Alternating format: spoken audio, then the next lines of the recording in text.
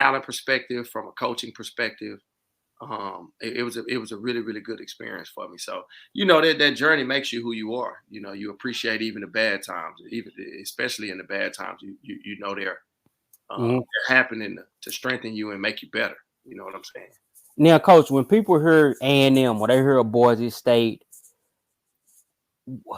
walk me through that. And we're gonna hit on the sock. That's gonna be a main part of what we talk about. But what's that college like? I mean, that's big time. At that time, they was that first year in the SEC for A&M? Second Second season. year. Second Yeah. season. So what is that big machine? What is that thing like? The first thing you notice is support. You know what I'm saying? It's a lot of support, especially as a high school guy coming from the inner city. You notice the difference in support. I play small school ball. I say small school, small Division 1A. Mhm. It's big time support. Fan base. It matters to them. TV every weekend, especially it was Johnny Football last year. He had just won a Heisman. So just media around everything was a spectacle. It was very different. In hindsight, it's funny. I was telling somebody this during the season. One of the kids asked me something about it. It gets to a point in football where the number of fans doesn't or viewers doesn't matter. In the 2 of the last 4 years we played Alito at SOC, and that game felt just as big, probably bigger than Texas A&M and Alabama. You know what I'm saying? Mm-hmm. People get caught up in the noise. And when I say noise, not literal crowd noise, I'm talking about all the extra stuff. But a big game is a big game, and especially depending on what you're playing for. If Texas A&M beats Alabama, it's not as big a deal as inner city school beating Alito. You know what I'm saying? Yeah. Uh-huh. I think a lot of people, they value that stuff a lot more than we value things where I'm at, and so big time is our perspective. Mm-hmm. You know what I mean? And then right, like I said, we're going to get the sock. And then Boise State, what was that culture like being? So I mean, you're a Texas kid, way out west. What is that? What is that football and just culture in general like on that West Coast at that time? It was totally different than what I expected. You hear boys, and you think of potatoes and country, and you know what I'm saying. And it's far from that. It's a pretty big city with a lot of surrounding areas. A true downtown with skyscrapers. You know what I'm saying? It may not be one of the biggest cities in the country. You know what I'm saying? But it's pretty big. And from a football perspective, it's a winning culture. Structure, organization. I learned a lot of a lot of things that will follow me for the rest of my career, and it's a lot of why they've been so successful with less for the last 20 years.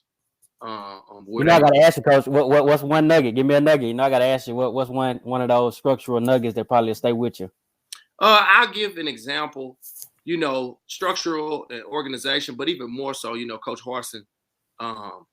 He's the head coach at Auburn now. But a lot of his big things were small things, but they were very detailed. I remember him actually sitting and counting the minutes of the minutes you have with your kids, whether it's meetings, whether it's skilling, whether it's practice, including player run practices. We call them PRPs. We still do that to this day. Where the players run it, you ain't even there. You may not even be around. When you start counting it, okay, we have this for this amount of minutes this day. And we do that 4 times a week, and the summer is 2 months. So, that's 8 weeks. You add that up, and then you add what you did in the spring, and then you add spring practice, you add spring drill, and you add 2 days. Then he counted those minutes throughout the year, and it provided perfect perspective on maximizing every minute. I think that's something, and Coach Todd said it. I think that's something that I brought to SOC, and understanding when we were behind and when we lose. Coach Todd actually figured that out last spring. With that, how we were behind schools that we were trying to beat, how you maximize that time, and you catch up. Whether during the season, out of season, everything building year round. It's important, and that's probably the biggest nugget that I got from Boise. That's man, that's a nugget, Coach. I mean, because in essence, it's kind of like building your program almost like a professional way, if you will. Like That's my goodness. Well, I felt that was the high school game emulates the college game, okay. and you go back 10, 15 years ago to mat drills. Okay. Everybody on the high school level started doing mat drills, diving around and Mhm. spinning over and all of that. And Yeah. man, that was a college thing. Okay. My brother was at. I could be wrong, but my older brother, not oldest, but my older brother was at Florida State, late '90s, early 2000s when they were doing it, and it's my understanding that they were one of the first doing it. Um, so that came down to high school. So people Mhm. still, when I first started coaching, people were still doing mat drills and stuff. We don't do that stuff at SOC. You know what I'm saying? But that our culture in high school football, especially Texas high school football, we try our best to emulate the higher level. Yep, I agree with that 100%. So you finally get to sock coach. What was your thinking? Like that was I think you said 6 or 7 years ago. What was your thinking when you got to South Oak Cliff? Like literally, like what was going through your mind? And walk You me know, through that. I'll go back probably about 8 months before I actually got to SOC.